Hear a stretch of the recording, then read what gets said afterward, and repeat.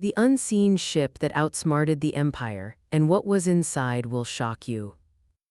The blue-white light of a distant star cluster bathed the control room of Tagria's deep space listening post in an ethereal glow. Captain Arlel Storm hunched over his console, rubbing tired eyes that have been staring at sensor readings for the past 14 hours despite being the shortest officer in the Imperial Fleet. Fact his colleagues never let him forget. His attention to detail had earned him respect among those who valued precision over physical stature. Another quiet shift, he muttered more to himself than to Liane, the technical officer sharing his watch. Liane snorted, not looking up from her data panel. Quiet is dangerous, Arlel, the Empire's grown complacent out.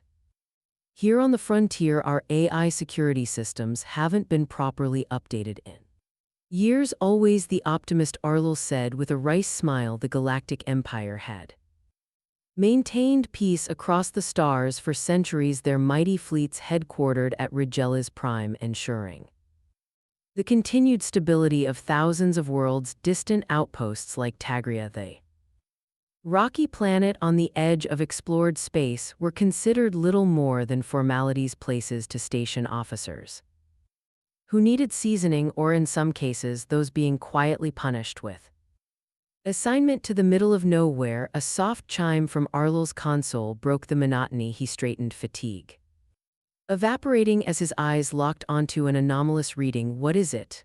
Lean asked, noticing his sudden alertness. Signal from his Cygni's belt, unidentified vessel. Arlel's fingers flew across the holographic interface, enhancing the data stream. And its weight, that can't be right.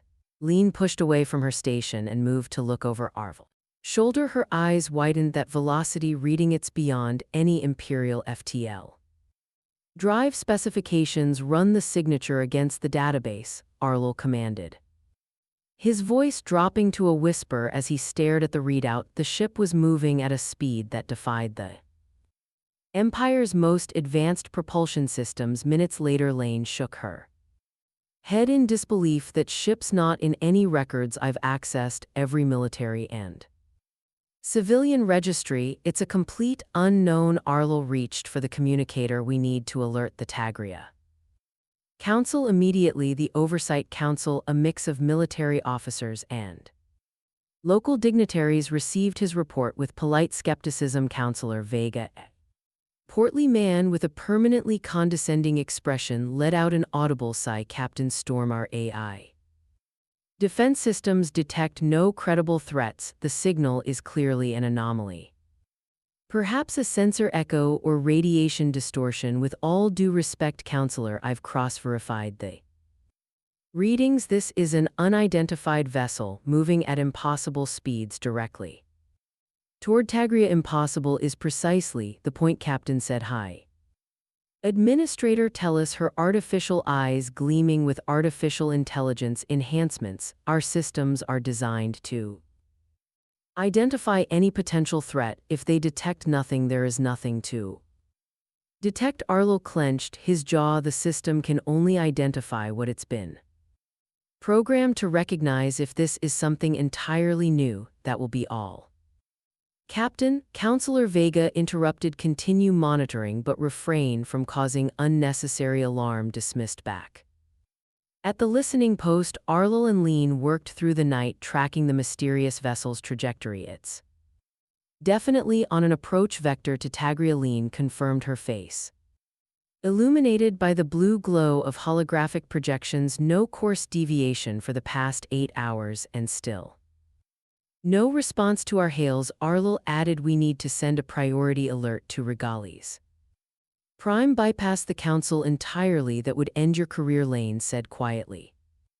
You know how the Empire handles insubordination. Arlel stared at the projection, watching the blinking light representing the unknown vessel grow steadily closer. Some things are more important than careers. Liane, before they could debate further, Arlel moved to the observatory deck. Through the massive reinforced viewport, he adjusted the high-powered telescope, focusing on a distant point in space. There barely Visible was a pinprick of light moving far too quickly for any natural celestial body. It's moving fast, he whispered, his voice trembling slightly. As the realization of what they were facing sank in, and it's coming here, Lean joined him at the viewport, her usual cynicism absent as she watched the approaching light. What do we do now? Arvel's gaze remained fixed on the distant object. Prepare for the worst. The following morning dawned with unusual clarity. Tagria's citizens went about their daily routines unaware of the approaching anomaly that had kept two Imperial officers awake through the night. That tranquility was shattered when mysterious vessel suddenly appeared in low orbit, materializing as if from nowhere. Arlo was jolted awake by emergency alarms he'd fallen asleep at his console for barely an hour. When the ship made its final approach, now fully alert, he stared in disbelief at the readings. It's here, he gasped. Lean, wake up. Liane snapped to attention, her eyes immediately finding the main display. The planetary defense system isn't responding. It should have engaged automatically. They frantically checked the defensive grid status, every automated weapons system, every orbital shield generator, all reported the same error. Unknown signature, not a threat. On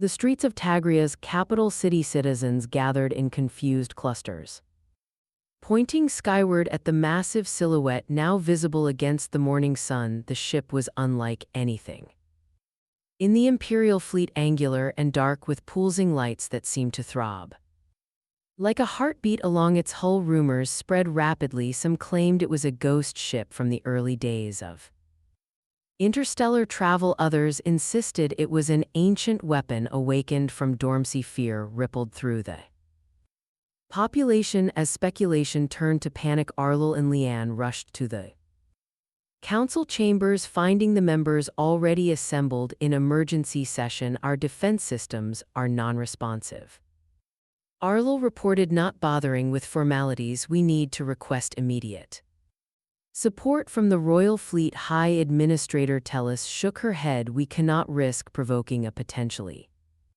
peaceful visitor. Our sensors detect no weapons charging, no invasion preparations. With respect, Administrator, our sensors also failed to identify this vessel as a potential threat Lee encountered. We cannot rely on systems that are clearly compromised. Counselor Vega pounded his fist on the table. And what would you have us do? Create a planet-wide panic, alert the Empire, and appear incompetent in handling our own security? The argument was interrupted by the arrival of Ambassador Morka, the Empire's political representative to Tagria. Tall and imperious, Morka carried himself with the confidence of someone accustomed to unquestioned authority. I've been briefed on the situation, he announced, dismissing Arlo with barely a glance. This is clearly a malfunction of our detection systems, nothing more. I've already dispatched technicians to resolve the issue. Ambassador Arlo began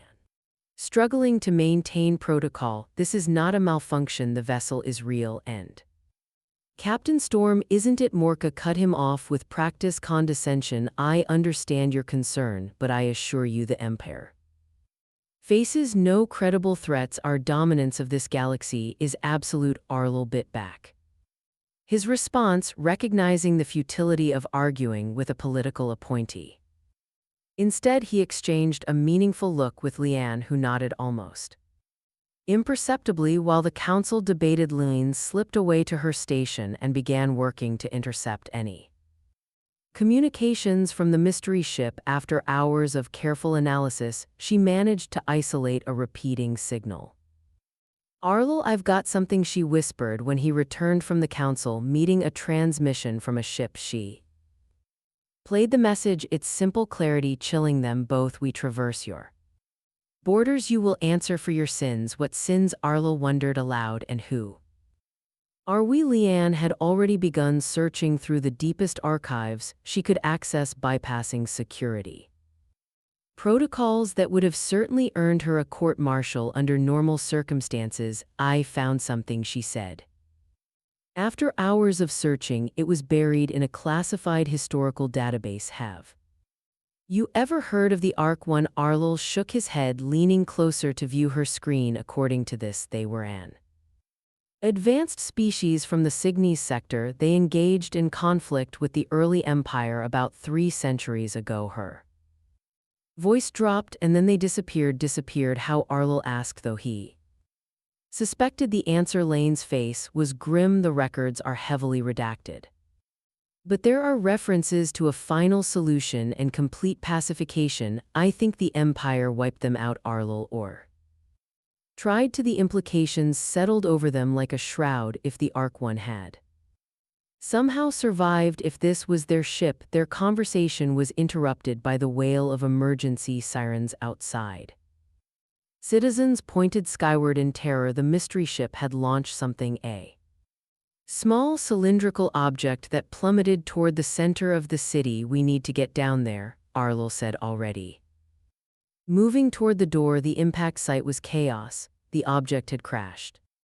Local security forces had established a perimeter, but communication systems were failing throughout the area. Arlo and Lean, accompanied by a small detachment of Imperial troops, approached the edge of the impact zone. The air shimmered with heat, and particles of dust caught the sunlight like tiny diamonds. Stay alert, Arlo ordered, drawing his sidearm. We don't know what we're dealing with. As they neared the crater, the smoke parted to reveal a sight that stopped them in their tracks. Standing amid the rubble was a humanoid figure nearly 3 m tall, encased in ancient-looking but clearly advanced armor. Its surface was etched with symbols none of them recognized, and a soft blue glow emanated from seams. The plating, the machine-like entity, moved with disturbing grace, systematically targeting Imperial security forces. Most unsettling was the precision. It completely ignored civilians, even helping a trapped mother and child escape from collapsed debris before continuing its advance toward the military compound. It's only attacking Imperial military targets, Lian whispered. One of the soldiers with them raised his rifle, but Arlo pushed it down. Wait, let me try something. Stepping forward, Arlo called out, we wish to communicate. We mean no harm. The machine paused, turning its featureless head toward him. For a moment, Arlo thought he'd made a breakthrough. Then it spoke, its voice resonating with metallic fury in an ancient dialect that the translator struggled to process. We endured your empire's purge, now you face ours. It raised an arm, and Arlo braced for the end, but the machine simply pointed at his imperial insignia before turning away, continuing its methodical advance toward the military command center. It's like it's selecting targets, Lean observed, only attacking military personnel and installations. As they retreated to safer ground, they witnessed the machine pause again, this time to lift a section of collapsed wall, freeing a terrified woman and her young child.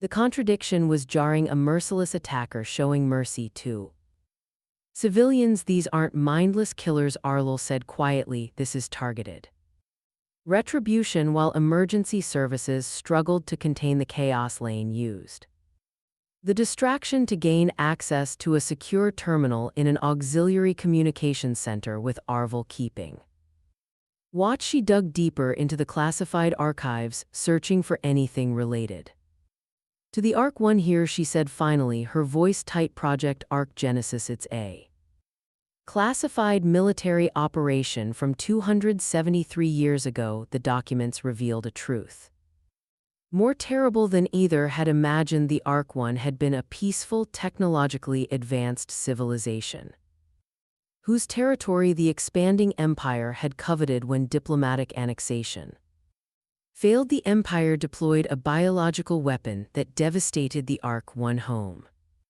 World official records claimed complete extinction of the species, with all reference to the atrocity systematically purged to preserve the Empire's benevolent image. They committed genocide.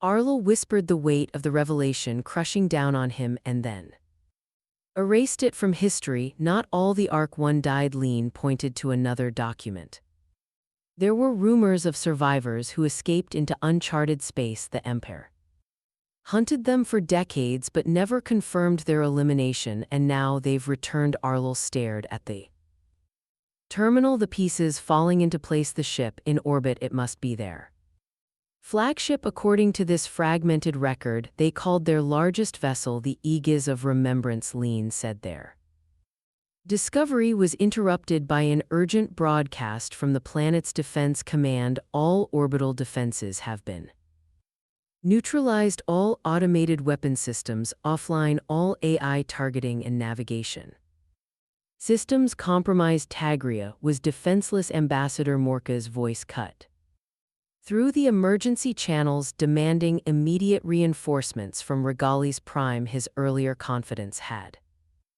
evaporated in the face of actual danger at Imperial Fleet headquarters on Regali's Prime. The initial reports from Tagria were met with skepticism. Admiral Colin, commander of the Home Fleet, reviewed the fragmentary data with a frown. A single ship bypassing all our detection systems, impossible. He dismissed the urgent request for reinforcements with a wave of his hand. This is likely an insurgent action by separatist elements. Deploy a reconnaissance squadron. Nothing more. His subordinates exchanged concerned glances, but complied with the orders. A small contingent of fast response vessels was dispatched to Tagria, though they would arrive too late to make any difference back on Tagria. Arlo and Lean watched in helpless horror as the Aegis of Remembrance completed whatever mission it had set for itself. The mechanical warriors it had deployed systematically disabled every military installation on the planet without a single civilian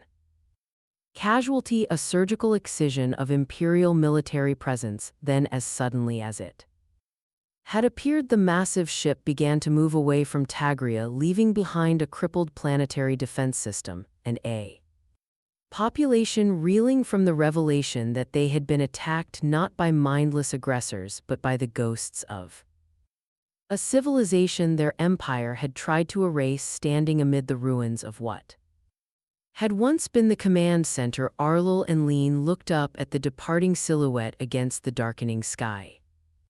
This isn't over, Lean said softly. They've only just begun. The aftermath of the Tagria incident spread through the Empire like wildfire. Despite official attempts to control the narrative describing the attack as an isolated terrorist incident, the truth about the Archon's return could not be contained. The machine warriors had deliberately left behind data crystals containing historical records of the Empire's genocide, records that were rapidly copied and distributed across the galaxy on dozens of worlds, particularly those with a history of Imperial oppression. The reaction was immediate, and volatile protests erupted in major cities, with citizens demanding answers about the Empire's hidden atrocities. Separatist movements that had long simmered below the surface seized the opportunity, launching coordinated strikes against Imperial installations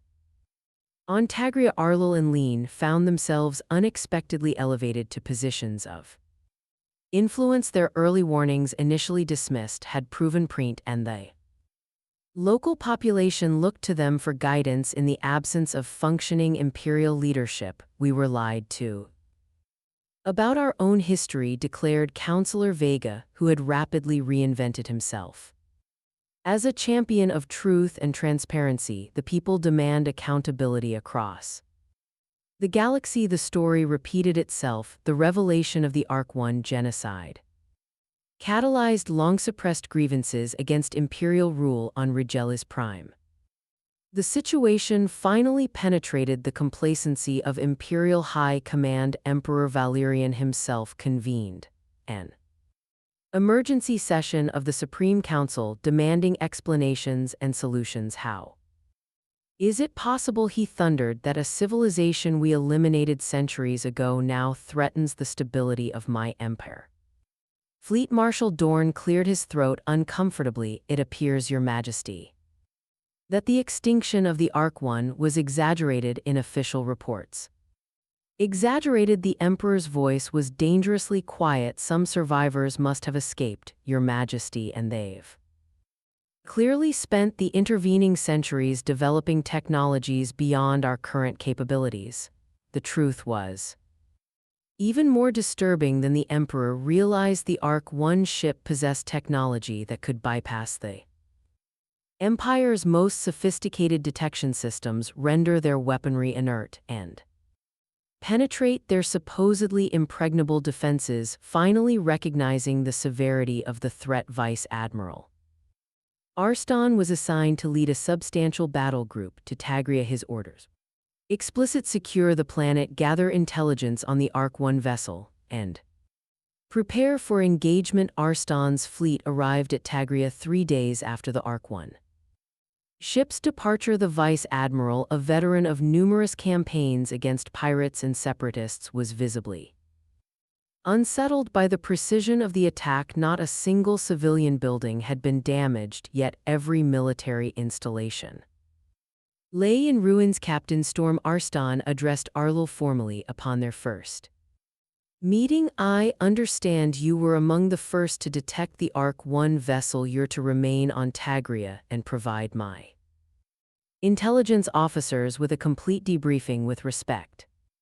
Admiral Arlil replied, the Ark-1 ship has already departed. Based on its trajectory and the pattern of its attack, I believe its next target will be Aris Station. Arston's eyes narrowed. And how could you possibly know that Valeris is the Empire's primary trade and military coordination hub for this sector? If the Ark-1 want to maximize damage to Imperial infrastructure while minimizing civilian casualties, it's the logical target. The Vice Admiral dismissed his theory with a scoff. The fleet will determine the enemy's intentions. You will remain here as ordered. But Arlil and Lean had no intention of waiting on Tagria while the Empire fumbled its response to the Ark-1 threat. With the help of sympathetic local officials, they secured passage on a small scout vessel, ostensibly to assist with evacuation efforts, but with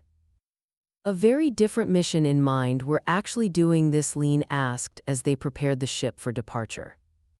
Disobeying direct orders from a Vice Admiral, Arlil checked the navigation systems one final time. The Empire would rather save face than save lives. We can't let that happen. As they piloted their small craft away from Tagria, carefully avoiding detection by the Imperial fleet, they detected something unusual: a trail of quantum particles leading away from the planet, too regular to be natural. They're leaving breadcrumbs. Lane realized, analyzing the pattern. The Ark-1 want the Empire to follow them. It's a trap, Arlil agreed, but what kind? During their journey, they intercepted a fragmented transmission that appeared to be from the Ark-1 vessel.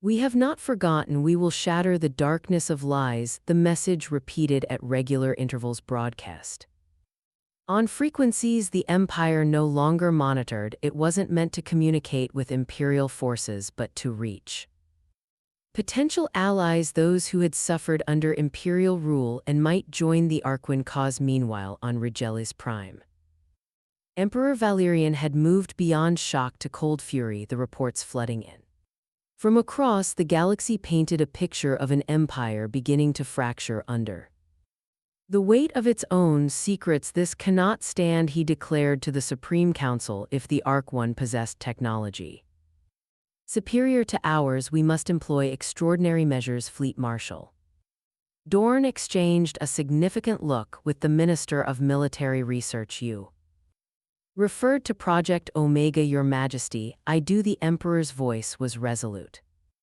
Authorize its deployment immediately. The council chamber fell silent. Project Omega, a classified weapons platform capable of unleashing destruction on an unprecedented scale, had been banned by Imperial decree after a single test demonstrated its horrifying potential. That the Emperor would consider its use spoke volumes about the perceived threat. As Arlil and Lean scout ship approached Aris Station, they detected the massive Form of the Aegis of Remembrance already in position near the vital Imperial installation, the station a sprawling complex of docking facilities, command centers and trading hubs served as the nerve center for Imperial operations throughout the sector. Were too late, Leanne whispered, watching as the Ark-1 vessel hovered ominously near the station. They're already here. Before they could decide on a course of action. Space around them warped as Vice Admiral Arston's battle group emerged from faster than light travel. Apparently, the Admiral had reached the same conclusion as Arlo. Regarding the Archon's target, the Imperial warships immediately moved into attack formation, weapon systems locking onto the Aegis, but something strange happened. Many of the automated targeting systems failed to engage, returning error messages. Target unidentified, cannot confirm hostile intent. Arston, undeterred, ordered manual targeting. The lead vessels of his fleet opened fire, their energy weapons streaking toward the Ark-1 ship, but the beams dissipated harmlessly against some invisible barrier surrounding the alien vessel. The Aegis' response was swift and devastating. It emitted a pulse of energy that washed over the Imperial vessels, shorting out systems and leaving them drifting powerless. Only Arston's flagship, shielded by experimental technology, remained fully operational. Simultaneously, smaller craft launched from the Aegis, heading toward Velar Station itself. Unlike the brutal efficiency of Imperial boarding parties, these vessels docked with surgical precision, avoiding civilian areas and targeting only the station's military command centers. On the station, panic spread as Ark-1 warriors, the same mechanical entities that had attacked Tagria, moved methodically through the corridors, disabling security systems and securing strategic locations. Again, they demonstrated an unsettling selectivity, ignoring civilian personnel while neutralizing Imperial military with ruthless efficiency. The station's main communication array suddenly activated, broadcasting across all frequencies. The screens throughout Aris and across Arston's fleet filled with historical footage, the systematic destruction of the Ark-1 home world, the deployment of biological weapons against a defenseless population, the methodical erasure of an entire civilization from official records. The footage was authentic, bearing Imperial verification codes that couldn't be counterfeited. It had been extracted from the Empire's own classified archives. The effect on Imperial personnel was immediate and profound. Many stood frozen in horror at the evidence of their government's atrocities. Others abandoned their posts, refusing to fight for an empire built on such foundations. Vice Admiral Arston, however, remained unmoved. Propaganda he dismissed, though the tremor in his voice betrayed his uncertainty, prepared to deploy Omega Protocol on his flagships. Bridge technicians began a complex sequence to activate the superweapon that had been secretly installed. Despite the Emperor's public ban on its use, Omega Protocol would generate a quantum singularity capable of consuming both our station and the Ark-1 vessel alone, with every living being aboard them. Arlo and Lean monitoring Imperial communications from their scout ship intercepted the authorization codes for Omega. They're going to sacrifice the entire station. Arlo realized horror dawning as he understood Arston's intentions. Thousands of civilians just to eliminate the Ark-1. We have to stop them, Lean said, already plotting an intercept course to Arston's flagship.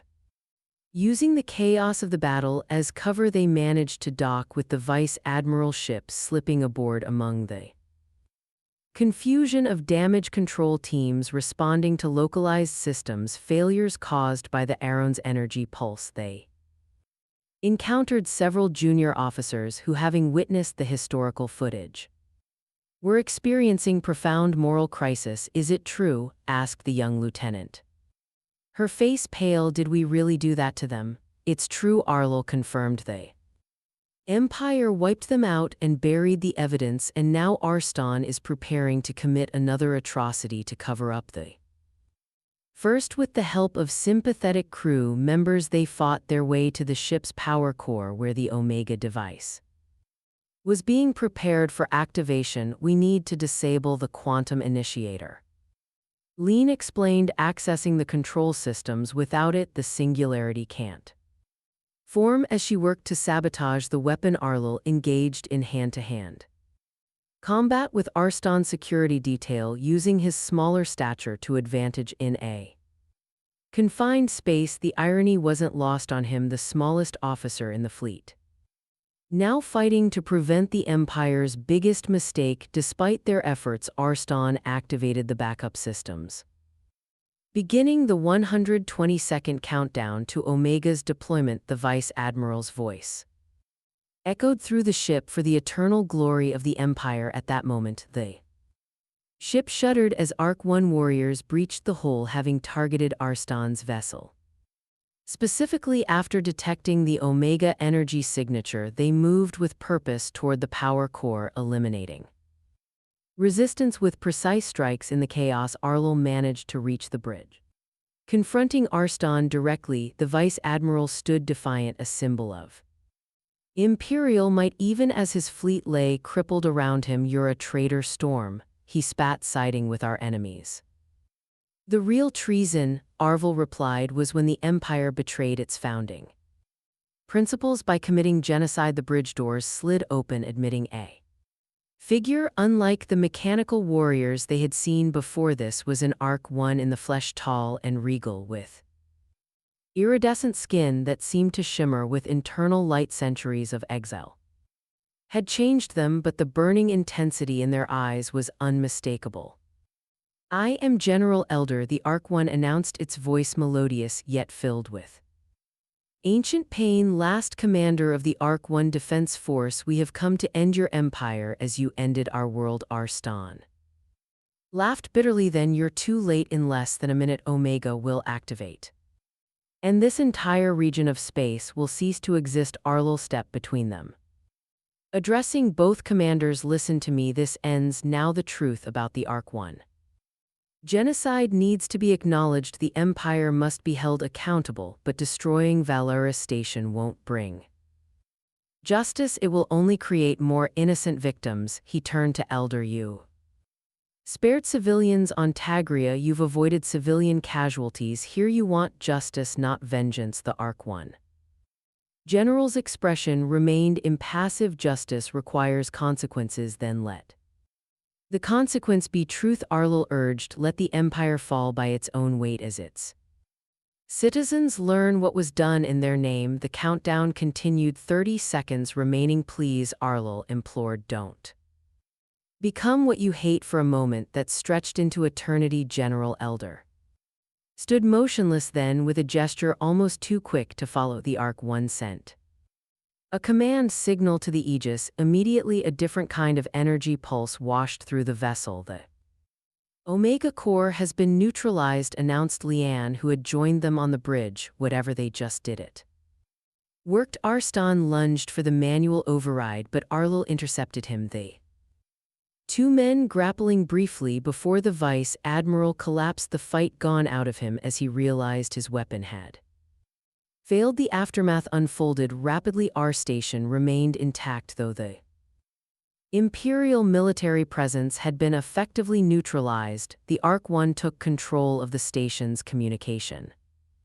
array, broadcasting the truth about their genocide to every corner of the Empire.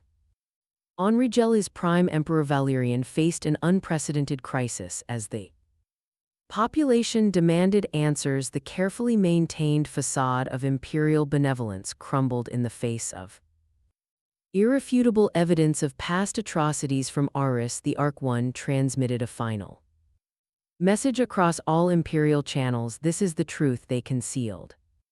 Awakened to reality, the impact was seismic throughout the galaxy. Imperial authority collapsed as citizens refused to support a government built on lies. Military units defected. Colonial administrations declared independence, and the carefully maintained structure of imperial power disintegrated within days aboard the Aegis of Remembrance. Arlo and Lean joined with moderate Arc 1 leaders and Imperial defectors to begin planning for what would come next. The Empire was falling, but something would need to replace it, perhaps a more equitable alliance of worlds where no species could dominate another. The transition won't be easy, Lean cautioned. During one such meeting, centuries of imperial rule have left deep scars, as have centuries of exile, added General Ilarian. My people cannot simply forget. No one is asking for forgetting, Arlo said, only for a chance to build something better from the ruins. As the Aegis prepared to depart our station, leaving behind the beginnings of a new political reality, General Ilar offered a final reflection. We endured centuries of suffering, but we remain alive, and the living must learn forgiveness or find another path. The massive ship slipped away into the darkness, leaving behind an empire in dissolution and the promise of a difficult but potentially more just future. On the observation deck of Aris, Arlo and Lean watched the Aegis disappear from view. Do you think they'll come back? Leanne asked. Arlo considered the question carefully. I think they'll be watching, waiting to see if we learn from history or repeat it. And what about us? What do we do now? Arlo smiled faintly. We tell the truth, all of it, no matter how painful. That's where healing begins. As they turned away from the viewport, alerts began sounding throughout the station, not warnings of attack, but notifications of incoming vessels from dozens of worlds responding to the call for a new beginning. The journey toward redemption would be long and fraught with challenges, but for the first time in centuries, it would be founded on truth rather than deception. In the void of space, the Aegis of remembrance continued its journey, carrying with it the memory of a lost world and the hope for a universe where such losses would never again be concealed behind lies of empire fire. The end.